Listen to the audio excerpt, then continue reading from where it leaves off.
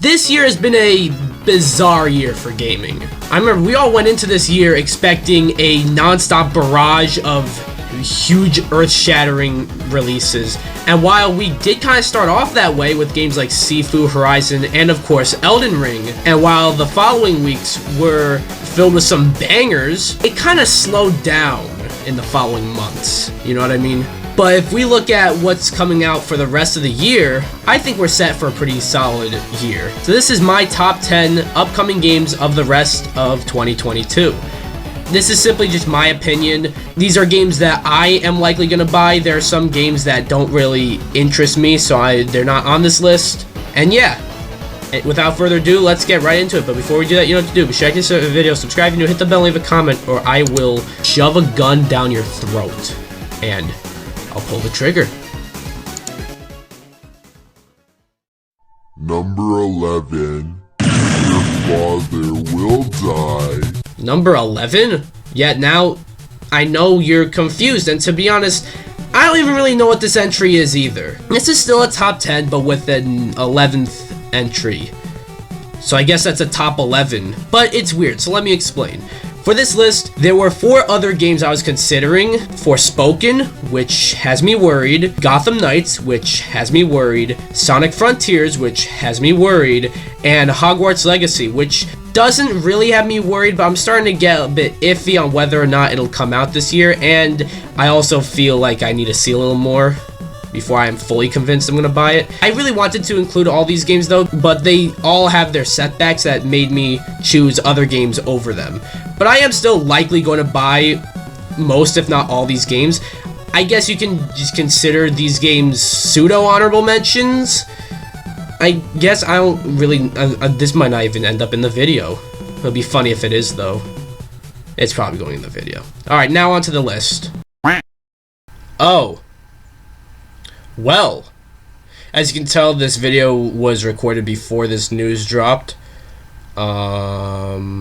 It looks like my wallet's gonna have a little more time to breathe in October at least. I wanted to give to you, the last part of your notes here, the significance spiritually of the number 10 in the Bible. Pac-Man World was never really a game I ever remember playing, but it always interested me because not too many people talk about Pac-Man's platforming adventures, especially the bad ones, but I'm talking about his Pac-Man World games. However, good thing Pac-Man World is getting a remake in Pac-Man World Re-Pac.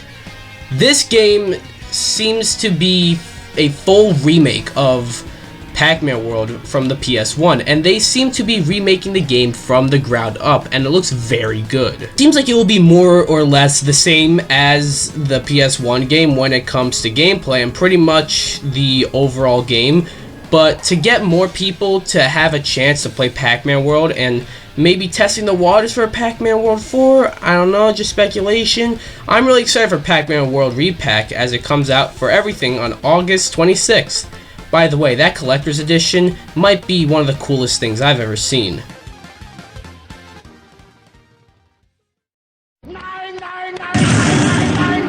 A Plague Tale Innocence is one game I never played until very recently when I got my PS5, and the PS5 upgrade of the game was free with PS Plus, so I played it, and goddamn, it sucks that no one played this game. It's nothing earth-shattering necessarily, but it's a relatively simple yet captivating story about, you know, revenge, and while also being about a sister looking after her younger brother. It's an enticing story, and the sequel, A Plague Tale Requiem, looks even better. This seems to be taking the story, you know, aging up the characters, and from the looks of things, might be even more gory. Not to mention, it seems to have a much higher budget and will also be free on Game Pass day one, so more people can experience it. I'm willing to drop 60 bucks on A Plague Tale Requiem though, as it drops on PS5, Xbox One, Xbox Series, PC, and Switch, although the Switch version is just a cloud version, on October 18th. So I'm going to be giving this flavor 8.5 out of 10 scoops. Let's talk about this for a second. Splatoon has become one of Nintendo's biggest franchises in probably record time.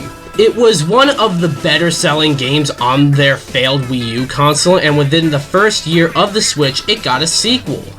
And now it's getting another sequel. Splatoon 3 looks like just way more of a fully fledged sequel to Splatoon 1. I really like Splatoon 2, but it didn't feel like a full sequel. Splatoon 3, on the other hand, seems to be adding more and more cool stuff, including a single-player campaign that may or may not be open world. I don't know, that is something I didn't know I wanted. Sure, many people seem to be a bit iffy on the way this game has been advertised as of late, but I feel each time they show this game, it actually looks better and better. I'm ready for Splatoon 3 as it arrives on Nintendo Switch on September 9th. 36. Very close, but that's not it. Let's go to Gary the Retard. What number between 2 and 4? 7. I'm allergic to cats. I don't know, they're little cute little creatures, but they make me sneeze and make my eyes red all the time. I fucking hate that. But, you know, that's really the only segue I can think of for this, as that won't deter me from playing Stray. First off, I just love the concept of Stray. You are playing this third-person stealth puzzle game in this big city, but you play as a cat. And instead of fighting thugs with a cool combat system, you're getting through obstacles in a way that a cat would by solving puzzles. That's just really cool. It doesn't seem to be too crazy ambitious of a game, but from the gameplay shown, and again, the concept of this game puts it on my radar. I'm excited to play Stray on July 19th for PS4, PS5, and PC, and it'll be free with PS Plus Extra, so there you go. Okay, Mrs. Puff, what's my final score? 6. Woo! Mario plus Rabbids Kingdom Battle was a game nobody really asked for, admittedly, but it ended up being way better than it had any right being. Now we are getting a sequel, Mario plus Rabbids Sparks of Hope. I believe Kingdom Battle wasn't for everyone, primarily for the grid-based gameplay. Sparks of Hope, however, is getting rid of that grid gameplay, and you can just run around. And as someone who actually really liked Kingdom Battle and the grid didn't really bother me that much, I actually do prefer this. I also love how this is now spoofing Mario Galaxy, as those two are probably the best Mario games. Not to mention Bowser is a playable character in this game, and it overall seems like a much bigger game and a pretty significant upgrade from Kingdom Battle. I am stoked for Mario plus Rabbids Sparks of Hope as it lands on October 20th. Chills. Literal chills. It was number 5. Number 5 killed my brother. Oh my god. Live Alive was not a game I had ever heard of before this past February. It was this JRPG made by Square Enix for the Super Famicom and never got released here in the States. However, as you may know, Live Alive is getting a full remake on the Switch and is getting a 2D HD overhaul, just like the art styles of Octopath Traveler and Triangle Strategy, and it looks awesome. On top of it looking awesome, this game is actually a little strange to rank on this list because I just played through the demo and it only amped up my excitement for Live Alive. I cannot wait to play more because for what the demo provided, this game is fucking sick. The many stories you can do, which all alternate between different games, is so cool. That might have sounded a little weird and stupid, but what I mean is, like, some of the stories you play like a normal JRPG, but then you get one that's like a one-on-one fighter. How cool is that? The only reason Live Alive is not higher, and it's also why it's a little harder to rank here, is because I just played the demo and it kind of scratched that itch for this game that I had, if you know what I mean. Like, my desire to play it has been somewhat fulfilled a little bit, but not completely because it was just a demo. But I'm still really excited to play Live Alive as it releases for Nintendo Switch on July 22nd.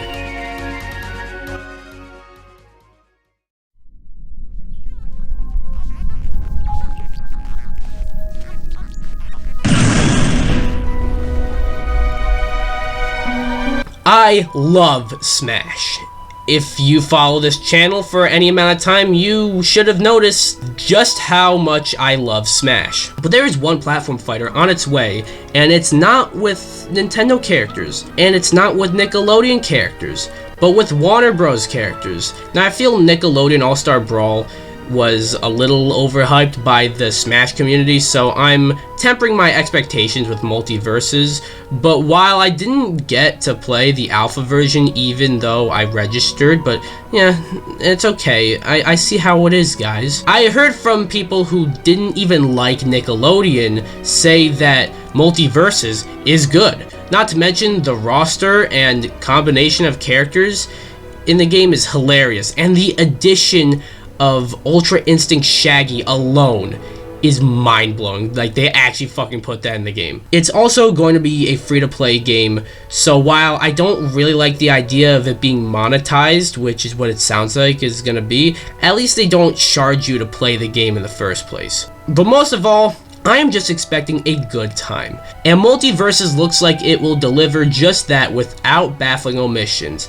Omissions such as a normal lobby system that allows you to switch your character without leaving the lobby, or color swaps. I'm ready for Multiverses as it drops its open beta on all platforms except for Switch for some weird ass fucking reason, even though it makes the most sense to drop it on Switch sometime in July. Hey, it could already be out by the time this video drops for all I know.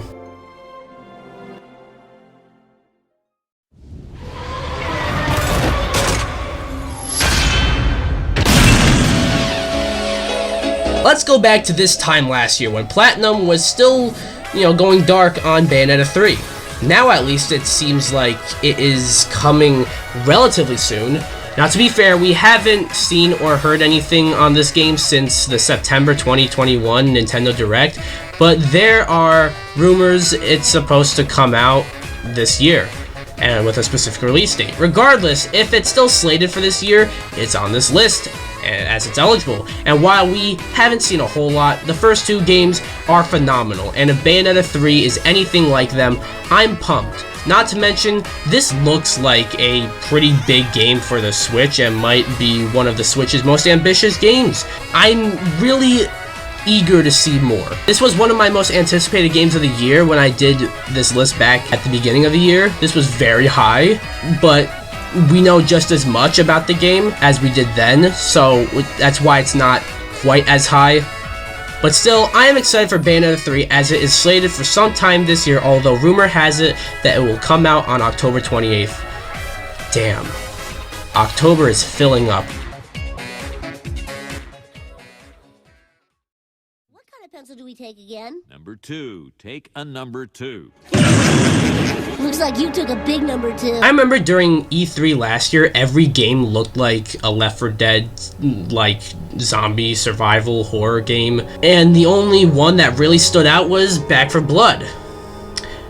Well, now with this year's not E3 but still kind of E3 season, a similar thing happened but with Dead Space-like survival horror games taking place in space, with the one game standing out being the Callisto Protocol.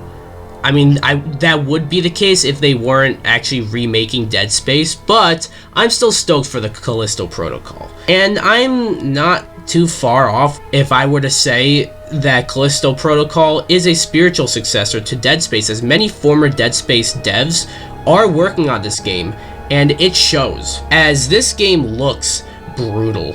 They did not hold back on the Callisto Protocol, as this game, from the trailers we've seen, is very gory and seems genuinely unsettling. I'm ready for the Callisto Protocol as it jump scares everyone throughout all platforms except for Switch on December 2nd. Now, before we get to number 1, and if you've been following video games at all this year, you could probably figure out what it is without even a shadow of a doubt. Let's look at some honorable mentions.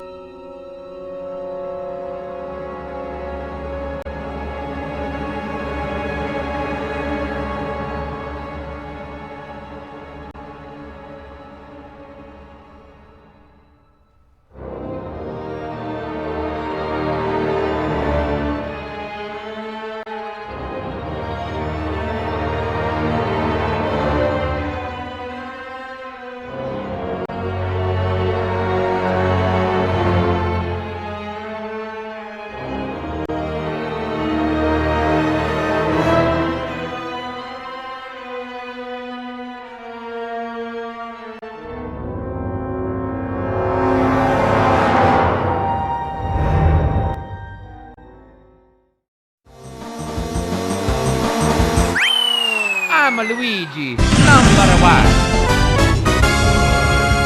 1. Okay, let's be real. I would say that this list was a very hard list to do, but not because number 1 was difficult.